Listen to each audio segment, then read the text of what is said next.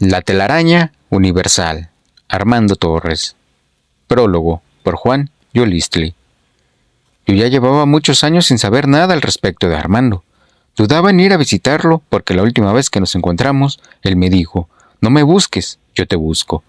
Me resigné a esperar, hice lo mejor que pude para cumplir con su demanda, pero después de todos estos años sin recibir noticias, decidí ir al viejo pueblo donde él vivía. Sabía que difícilmente lo encontraría allí, pero esperaba al menos poder encontrar a alguno de sus conocidos. Pregunté en una casa que yo sabía que conocían a los curanderos. Ahí me dijeron que debería ir a ver a Pedro. Yo sabía de quién hablaban. Vivía en una casa de barro a las afueras del pueblo. Cuando llegué, me atendió su esposa. Dijo que su marido tenía algo para mí, pero que se había ido a la milpa y que debería esperarlo. La casa estaba cambiada. Le habían añadido una cocina de bloques de cemento al cuartito de adobe. Me senté a esperar bajo un árbol de limón. La señora andaba ocupada con sus quehaceres. De pronto, ella salió afuera, agarró una gallina rechoncha que apenas hizo ruido, la puso sobre el fregadero y sin mayores miramientos le cortó la cabeza. Todo en menos de un minuto. Me quedé chocado, pero no dije nada. Incidentalmente, hablamos de cosas triviales, como el clima, la moda, la ropa indígena. Cuando traté de preguntar sobre Armando y sus amigos, me dijo que mejor hablara de eso con su esposo. Cuando llegó, él me saludó con gusto, me invitó a que entrara, dijo que tenía algo para mí y se fue al otro cuarto. Podía oírlo mientras buscaba. Mi curiosidad estaba con su apogeo cuando él regresó con una bolsa hecha con la pierna de un pantalón jeans. Tenía una correa para transporte y un lazo cerrándola. Al entregármela, dijo que era de parte de Armando. Le pregunté sobre el contenido. Me contestó con una cara de que era obvio que no lo sabía. Dijo que había guardado la bolsa todos esos años esperando a que yo viniera por ella, pero que jamás lo había abierto. Es interesante notar cómo las personas modernas han perdido el respeto por la privacidad ajena, así como la industria del cine ha corrompido el valor moral de la gente. Internet ha corrompido el valor y el respeto a la privacidad. No hace mucho, en épocas aún recientes, la privacidad de la correspondencia era un asunto sagrado. A nadie se le ocurría abrir una carta que no le correspondiera. Lleno de curiosidad abrí la bolsa. Adentro estaba el manuscrito de su nuevo libro. Cuando le pregunté sobre Armando, me dijo que se había ido con sus compañeros. Yo sabía de lo que hablaba, pero fingí no entender y le pregunté si ahora vivían en Veracruz o en algún otro lado. No quiso dar más detalles y cambió de asunto. Armando no dejó de sorprenderme.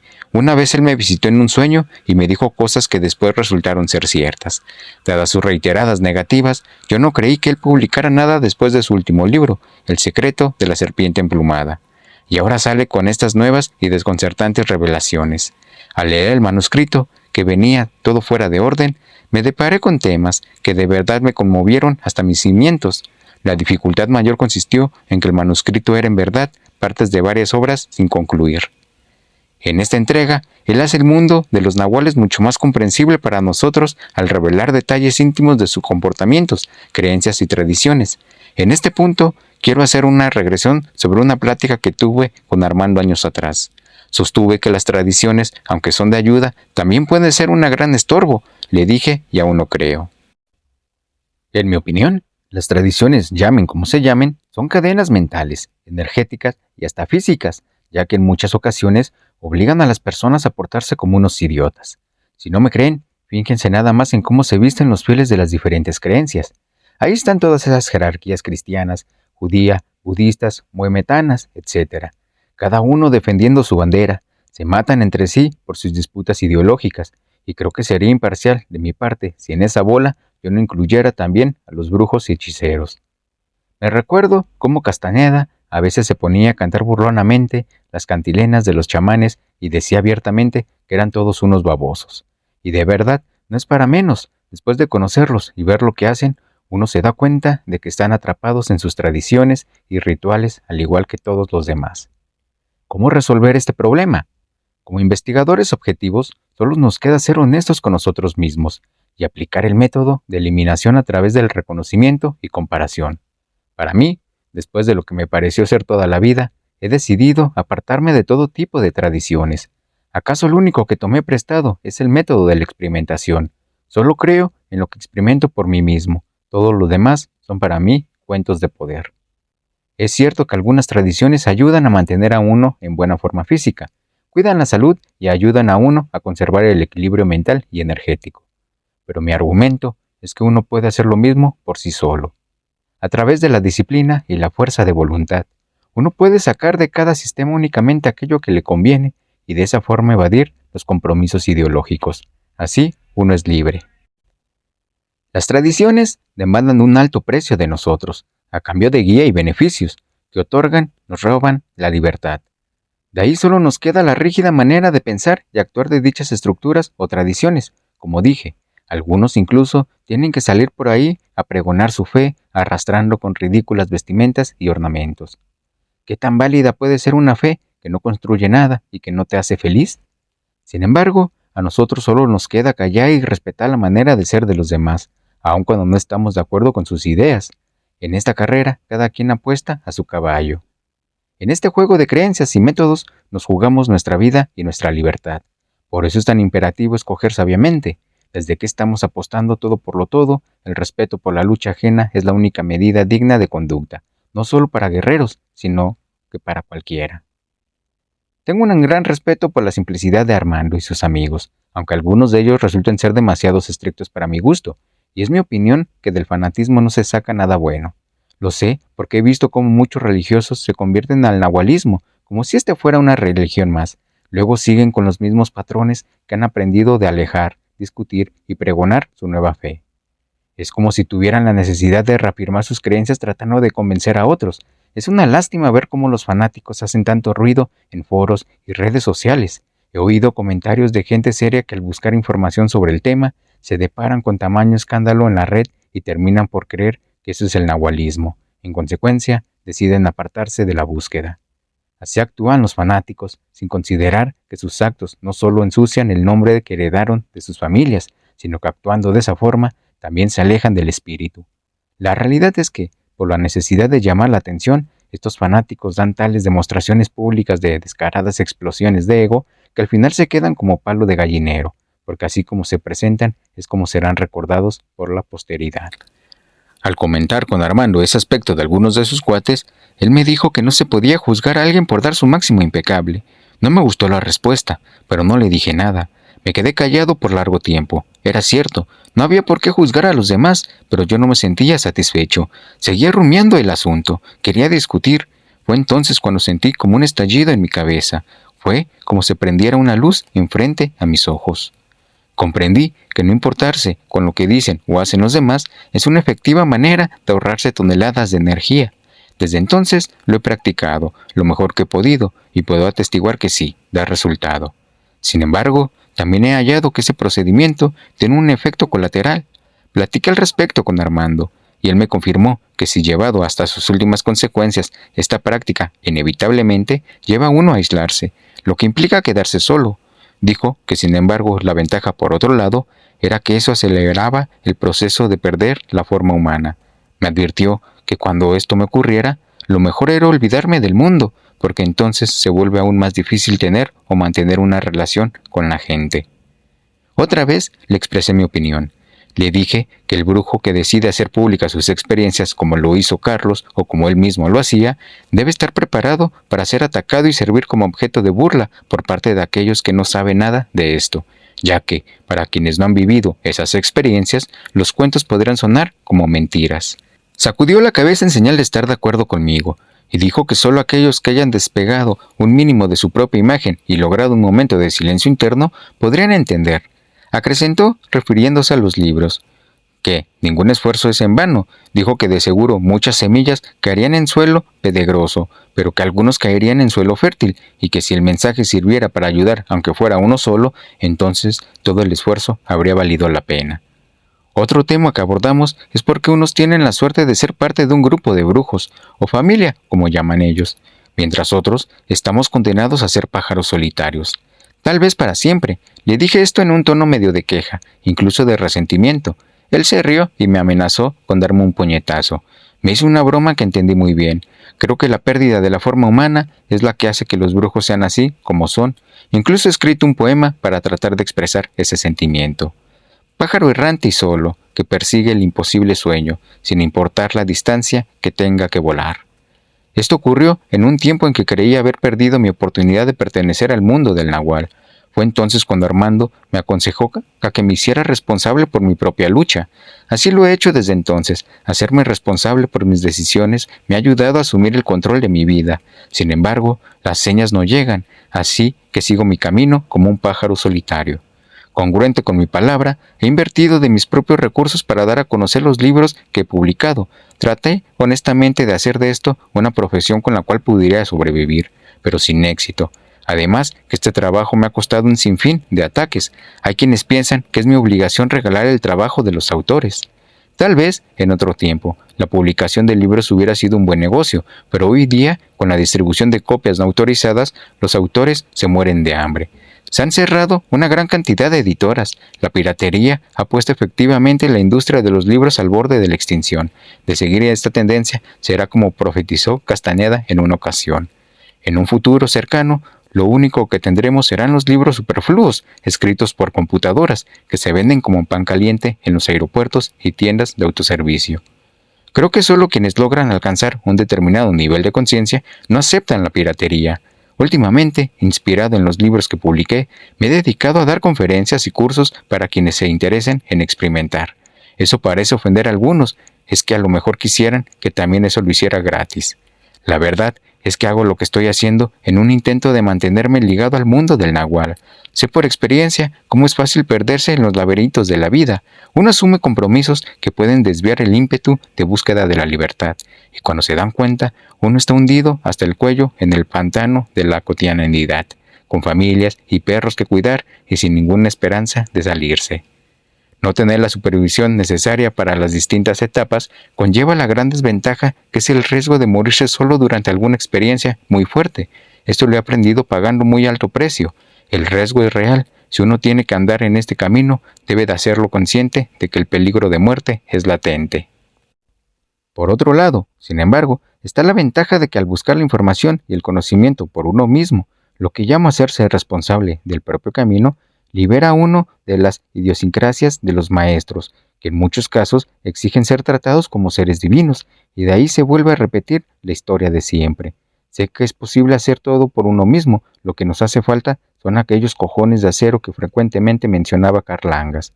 Es una cuestión de toma de decisiones. Si uno quiere, puede informarse a través de libros u otros medios y luego decidirse a actuar. En gran medida, me he apartado de la gente porque mi deseo de ayudar a otros me ha puesto más de una vez en serios aprietos. Mi error había sido no considerar que lo que es bueno para mí, ni siempre es bueno para los demás, y si lo pienso, la mayoría de las veces, mi deseo de ayudar era solo un reflejo de mi importancia personal. Reconozco que aún me falta mucho por recorrer y siento como si ya no tuviera más tiempo. La vejez llega y uno aún se encuentra en medio del desierto. A veces me sorprendo portándome como un idiota, como si yo tuviera todo el tiempo del mundo. Entonces es cuando entra fuerte ese sentimiento de urgencia del cual nos habla Armando en este libro. El trabajo interno nunca termina cuando se alcanza una meta. De inmediato aparece un nuevo desafío que superar. Espero que esta obra sirva para que los amigos que estén en el camino se contagien con la urgencia del Nahual y logren tomar la decisión de actuar y así superarse a sí mismos. En mi opinión, hemos ganado un magnífico regalo con ese nuevo libro de Armando Torres. Juan Yolistli. Parte 1. Las historias apócrifas del Nahual. Carlos acostumbraba a contar cuentos interminables sobre su historia personal. Cambiaba descaradamente los detalles cada vez que los contaba a distintas audiencias, sin importarle de que allí hubiera alguien que ya había oído esa misma historia, contada de diferente manera. El resultado de utilizar esa estrategia era a veces divertido, a veces desastroso, ya que generaba en algunos de sus oyentes la convicción de que era un mentiroso empedernido que solo buscaba embaucar a la gente. Solía dar informaciones aparentemente contradictorias, incluso sobre las enseñanzas, de modo que traía a muchos desconcertados. Por ejemplo, si al recapitular uno debería respirar de derecha a izquierda o de izquierda a derecha. También, cuando practicábamos los ejercicios, a veces él intercambiaba movimientos, además de no seguir un orden muy estricto. Lo mismo hacía con referencia a su edad y nacionalidad, que nadie nunca supo al cierto si era mexicoamericano, brasileño o peruano. Hoy sabemos que en otras partes lo conocían con diferentes nombres. Solía vivir vidas alternas, en cual ejercía otras profesiones, con historias distintas a la de un antropólogo y escritor famoso. Con todo eso, Carlos quería darnos a entender que debemos luchar por ser libres de las convenciones sociales. En un siglo de pláticas que dio en la Ciudad de México, escuché cómo la gente comentaba sobre las repeticiones del Nahual. Cuando tuve una oportunidad, le pregunté al respecto. Él dijo que lo hacía deliberadamente, que era una estrategia del espíritu para grabar ciertos conceptos en la mente de la gente. Ese día, él se encontraba inusualmente callado, parecía molesto con algo. Para romper el hielo e iniciar una conversación, le pregunté por qué mantenía tal red de artificios. Hacía tiempo que quería saber sobre eso.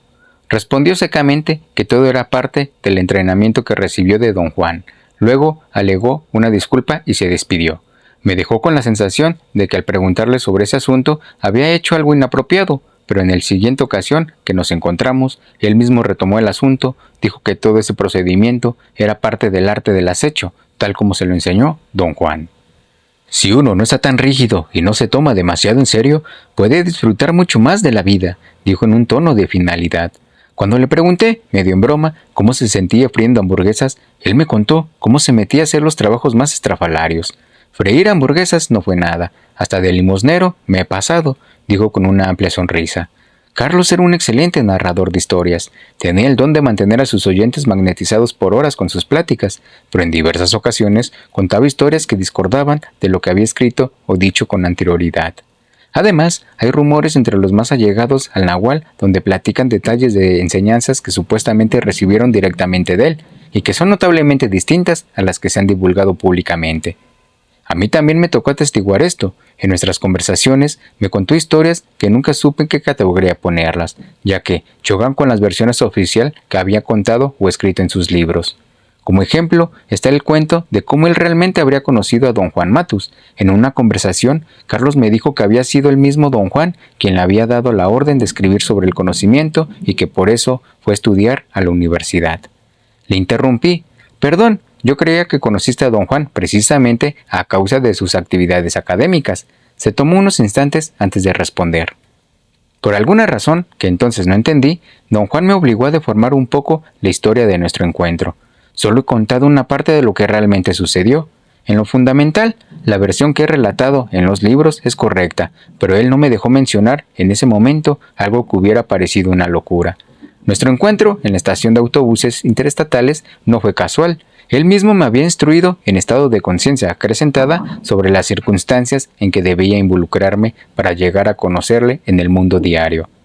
¿Y qué me dices de tu amigo antropólogo, el que estaba contigo en la estación de autobuses?, le pregunté. ¿Te refieres a Bill? Él sirvió de testigo del plan del Nahual y solo por eso se ganó un verdadero regalo de poder. Entonces, ¿cómo fue en realidad que llegaste a conocer a don Juan? Pregunté lleno de curiosidad. Dijo que, antes de encontrarse con don Juan, él formaba parte de un pelotón del ejército norteamericano. Contó que, en una ocasión, cuando realizaba prácticas en un área desolada del Gran Cañón en Arizona, se vio envuelto en un problema que puso en grave riesgo su vida, como consecuencia de un malentendido que tuvo con otros soldados. Le dispararon en el abdomen. Sus agresores lo montaron en un jeep y lo tiraron en una grieta entre las piedras en medio de la nada, para que se muriera. Luego se dieron a la fuga. Ahí fue donde lo encontró don Juan Matus, un viejo chamán que vagaba por aquella zona solitaria. En sus palabras, pasaron años hasta que pude recordar lo que realmente me sucedió en aquellos días. En mi delirio pensé que había muerto. Vi como si estuviera en medio de un sueño a un viejo indio que atendía mi herida. Los días que siguieron fueron como una alucinación. En ese tiempo yo no sabía nada sobre la conciencia acrecentada. Cuando desperté, estaba acostado sobre un montón de hierbas, adentro de una cueva. El extraño personaje se presentó como un brujo, dijo que su nombre era Juan Matus, y que él iba a tratar de arreglarme, pero que no garantizaba nada, porque mi estado era grave y que tenía poca posibilidad de salvarme. Mi recuperación fue lenta. Durante ese periodo, don Juan me mantuvo exclusivamente en niveles de conciencia acrecentada. Dijo que encontrarme en semejante condición era un augurio que le indicaba que debería encargarse de mí y que por eso iba a enseñarme sus secretos. Entonces me explicó quién era y qué se proponía hacer conmigo. Increíblemente entendí todo lo que decía y sin pensar dos veces acepté su oferta de libertad. Cuando le pregunté por qué se ocupaba de mí, me dijo que lo hacía porque era un comando del espíritu, ya que ambos éramos iguales. No le dije nada, sin embargo, para mis adentros yo me consideraba más importante que un indio. Como si leyera mi mente, me dijo en medio de carcajadas que él era un vidente y que nosotros éramos iguales en el sentido de que los brujos forman linajes y que un linaje está constituido por seres cíclicos cuya luminosidad presentan patrones similares y que esa era la razón por la que nosotros éramos iguales. Eso no significa de forma alguna que los que van llegando sean reencarnaciones de guerreros de otros tiempos, sino que presentan los mismos patrones de energía que aquellos. Esto es, los que van llegando tienen la misma configuración energética que sus antecesores. Si observamos cuidadosamente, podemos ver que esto no es una idea tan descabellada después de todo, ya que podemos atestiguar que de hecho existen en el mundo personas muy semejantes entre sí. Eso es un efecto de la regla del Nahual. Más adelante, don Juan se dio cuenta de que mi estructura luminosa era en realidad distinta a la suya, al comprobar que yo tenía solo 3 compartimientos en mi luminosidad, mientras que él tenía 4. Al percibir que había cometido una equivocación, dedujo que la falla había sido un designio de poder y que eso le decía algo de suma importancia. Don Juan interpretó esa equivocación como que había llegado el tiempo de hacer público el conocimiento de los brujos, así que, siendo el maestro estratega que era, diseñó el plan perfecto para traer a la luz su conocimiento. Él hizo de esta manera porque sabía que mi configuración energética vaticinaba cambio. Carlos contó que al regresar a su casa sintió un profundo estremecimiento en todo su ser que sacudió su personalidad. De pronto concluyó sus asuntos militares, su ambición de volverse artista plástico pasó a un segundo plano. Su atención se enfocó más hacia estudios en el campo de la sociología. Terminó yendo a estudiar antropología en la UCLA. Sin darme cuenta, fui siguiendo paso a paso la maniobra diseñada por don Juan, hasta que llegó el tiempo en que accidentalmente lo encontré en aquella estación de autobús. Así que, cuando escribí mi tesis para el doctorado de la universidad, estaba en realidad siguiendo el plan elaborado por don Juan, ya que, según él, nadie prestaría mucha atención si su mensaje fuera expuesto en un formato de novela o en una presentación de tipo esotérico. Otro tema que despertaba mi curiosidad era el paradero de las hermanitas y de los Genaros, así que en una ocasión le pregunté al respecto. Carlos, ¿qué pasó con los otros aprendices de don Juan?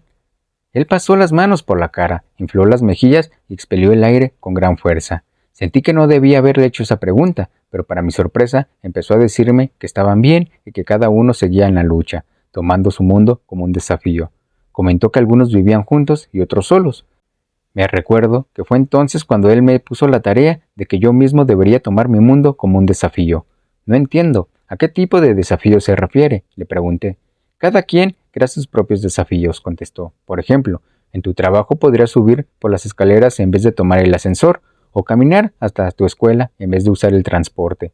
Pero eso es absurdo, repliqué, no funcionaría. Claro que sí funciona, insistió.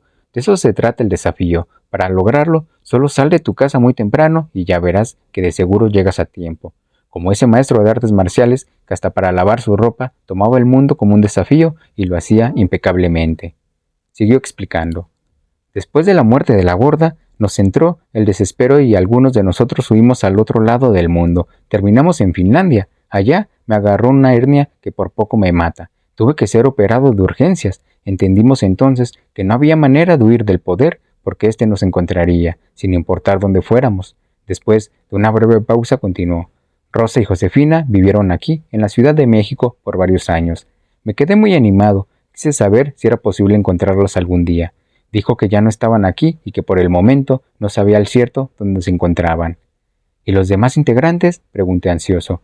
Él no me dio una respuesta directa, solamente dijo: ellos están involucrados con las tareas específicas que el Nahual dejó para cada uno de nosotros. Después de ese comentario, ya no quise dar mayores detalles. Sin embargo, oí rumores por parte de otros allegados a Carlos que Pablito trabajaba como carpintero en la ciudad de Tula y que Benigno y Néstor se habían unido por un tiempo a un grupo musical en el puerto de Acapulco. Por un largo tiempo pensé sobre ese asunto, quería seguir investigando, incluso quería ir a buscarlos, pues me interesaba sobremanera la versión de ellos, sobre todo lo que había ocurrido, pero, por algún motivo, no conseguía dar continuidad al tema hasta el día de que le pregunté a Carlos sobre cuál era la tarea que le había dejado don Juan. Recuerdo que me miró con los ojos muy abiertos, me dijo que esa pregunta era un augurio. Fue entonces cuando me llevó a la Catedral de México. Carlos tenía una forma muy peculiar de hablar. Él mismo admitía que a veces tomaba prestadas palabras de otros idiomas, e incluso inventaba nuevos términos para expresar mejor una idea o un sentimiento. En una ocasión, haciendo un gesto, dijo que por lo general, refiriéndose a la gente, todos vivíamos en una manfifa mental colectiva. Ya lo había oído usar ese término en el pasado, y aunque entendía lo que él quería decir, le pregunté, ¿por manfifa quieres decir masturbación mental? Sí, eso es exactamente a que me refiero, respondió secamente. En sus pláticas públicas, normalmente, él era evasivo sobre el tema sexual, hacía bromas al respecto, decía despectivamente que cada quien podía hacer lo que se le pegara la gana, dando a entender que no le importaba un comino lo que hacía la gente. En cierta ocasión, sin embargo, hablando en privado, me dijo que aquellos que verdaderamente querían seguir el camino del guerrero deberían abstenerse del contacto sexuales. Entonces le pregunté, Carlos, ¿qué me dices sobre la masturbación? Añadí con honestidad que yo andaba excitado la mayor parte del tiempo. Por ahí se puede saber en qué pasas pensando, dijo con una sonrisa burlona, pero de inmediato cambió su expresión. Este es un asunto muy serio, dijo en tono enfático. Me sentí avergonzado, como si hubiera sido atrapado haciendo algo ilícito. Luego me miró directamente a los ojos y añadió, el sexo es como una llave, cada vez que la abre se te va la energía. No importa si es un acto con la pareja o una simple masturbación, el despilfarro es el mismo. Los videntes perciben el orgasmo como una explosión de energía, donde las fibras luminosas se agitan y se esfuerzan para crear una nueva vida. Una analogía sería un globo que se infla hasta que explota. El estallido de energía invariablemente atrae a los predadores para alimentarse del derroche, ya que estos siempre están por cerca. Dicen los videntes que la masturbación genera egocentrismo y que los masturbadores por lo general son prisioneros de la autocomplacencia, que es uno de los disfraces de la autocompasión. Se vuelve un círculo vicioso, les falta control sobre sí mismos y por esa razón no les alcanza la energía para nada más, de forma que el ciclo se repite una y otra vez. Ese era un tema de las enseñanzas que me inquietaba sobremanera. En aquel tiempo tenía una novia y teníamos planes de casarnos, con la esperanza de poder conciliar mis intereses personales. Con el camino del guerrero, le pregunté cuál era su opinión sobre las prácticas sexuales del Oriente. Contestó que, para los brujos aquellos, eran aberraciones y que si yo quería seguir adelante en el camino tolteca, debería sobreponerme a mis impulsos. La idea de vivir sin pareja me era muy angustiosa, así que le dije, pero Carlos, en realidad no siento que pierda energía, de hecho, tener una pareja me hace sentir más equilibrado, pues me ayuda a mantenerme en foco. Tú eres libre para vivir tu vida como mejor te parezca, me dijo en tono severo. La abstinencia es oro para los toltecas. Te lo comento porque me dijiste que quieres seguir la vía del guerrero. De hecho, tu dificultad en avanzar se debe a que andas malgastando tu energía sexual. Entonces me dio un ultimátum, dijo que si quería seguir adelante debía terminar de inmediato con mi relación y que de lo contrario ya no tenía caso volver a vernos. Me sentí muy triste, de pronto me di cuenta de que el camino que él planteaba era demasiado duro para mí, me quedé pensativo y cabizbajo. Él dijo amablemente que sabía cómo me sentía, ya que él había pasado por algo similar. Como leyendo mis pensamientos, dijo de manera sarcástica que no me afligiera, porque sin dudas yo sobreviviría a la falta de sexo. Antes de despedirnos, él pronunció aquella frase que se quedó para siempre grabada en mi mente. Hay más en la vida que nacer, reproducirse y morir. ¿Te atreverías a investigar tus posibilidades ocultas?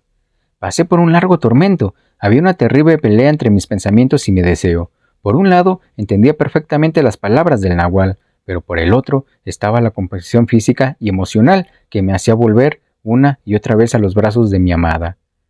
Hoy comprendo que el nahual tenía toda la razón al quererme proteger de repetir la historia de mis padres. Me tomó tiempo entender, pero no hay otra salida, y no hay tiempo que perder. En este renglón en particular, el guerrero no debe titubear. Si quiere avanzar en el camino, tiene que ahorrar energía a cualquier costo, aun cuando eso significa tener que erradicar todo tipo de sensualidad. Carlos dijo, en una ocasión, para alcanzar ese estado, uno tiene que comprometerse a fondo, debe disponerse a cumplir con todos los requerimientos. Esta es una batalla de tiempo completo y requiere de toda la determinación que se pueda reunir para llevarse a cabo. ¿Qué debo hacer?, pregunté. Contestó.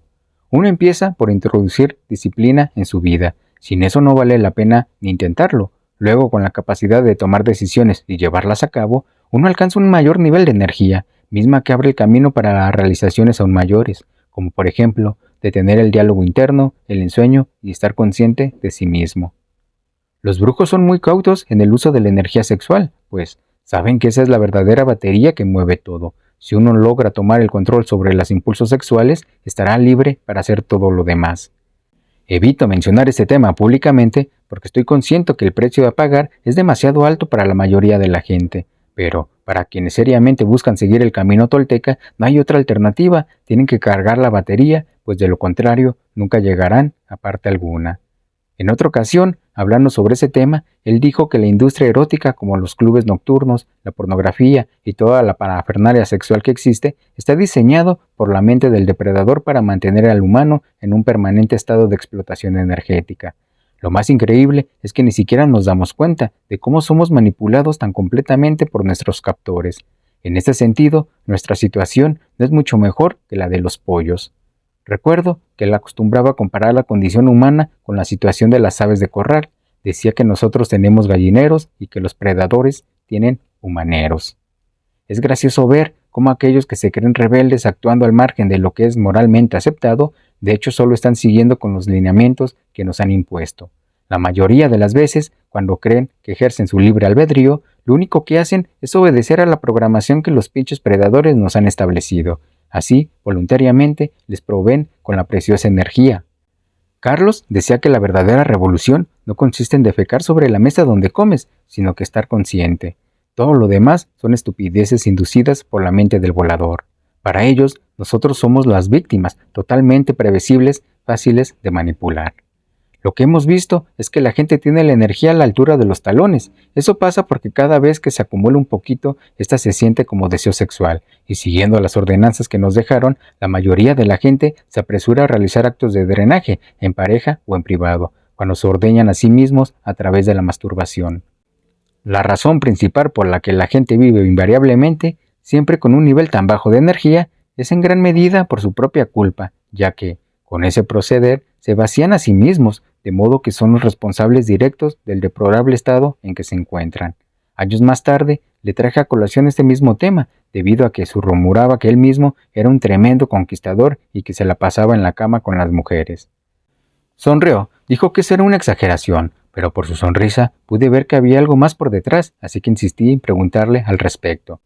Con cierta repugnancia dijo, un aprendiz debe ahorrar su energía sexual, lo suficiente como para alcanzar el siguiente nivel, pero una vez que hayas logrado el control del cuerpo energético, está libre para hacer con su energía sexual lo que le parezca mejor. Me explicó que el acto sexual crea un vínculo de energía entre las parejas y que este vínculo puede ser muy útil, en caso de que haya un intento consciente por parte de los participantes. Dijo, para quienes lo ven desde afuera, podrían parecer tan solo una relación sexual común, pero en realidad es una herramienta que ha sido usada por nahuales de todas las épocas. Los brujos fusionan la energía a través del sexo. De esa manera, es posible no solo transmitir bloques completos de conocimiento a la pareja, sino crear vínculos de por vida. Aún no lo comprendo, los brujos pueden o no mantener una relación de parejas. Para ese entonces yo mismo ya llevaba varios años sin actividad alguna, me contestó. Como ya te he dicho antes, algunos sí, otros no. Eso se debe a que cada quien es distinto, cada persona tiene distintas posibilidades energéticas. Además, cada uno tiene sus propias metas, así que este es un asunto totalmente personal. Lo único que se requiere por parte del aprendiz que se inicia en este camino es que reserve su energía, sin ejercer actividad sexual alguna, hasta que logre forjar el cuerpo energético. Una vez allí, como usa la energía sexual, es asunto de cada uno. ¿Y por qué no explicas claramente todo esto en tus conferencias?, pregunté algo fastidiado. ¿Ya viste el tipo de gente que viene a oírme? Casi todas están agujeradas. Dio como ejemplo una señora que ayudaba a organizar sus eventos en México. Haciendo una seña dijo, esa güera tiene unos agujerotes de este tamaño, es por eso que no se le pega nada. La energía de la gente apenas alcanza el dedo gordo del pie. Para ellos, la única salida es la abstinencia total. Yo no veo otro camino. Mi experiencia es que nadie está dispuesto. Sin embargo, si cualquiera de ellos lograra acrecentar, aunque fuera solo un poquito, su nivel de energía, por sí solos encontrarían las respuestas que andan buscando.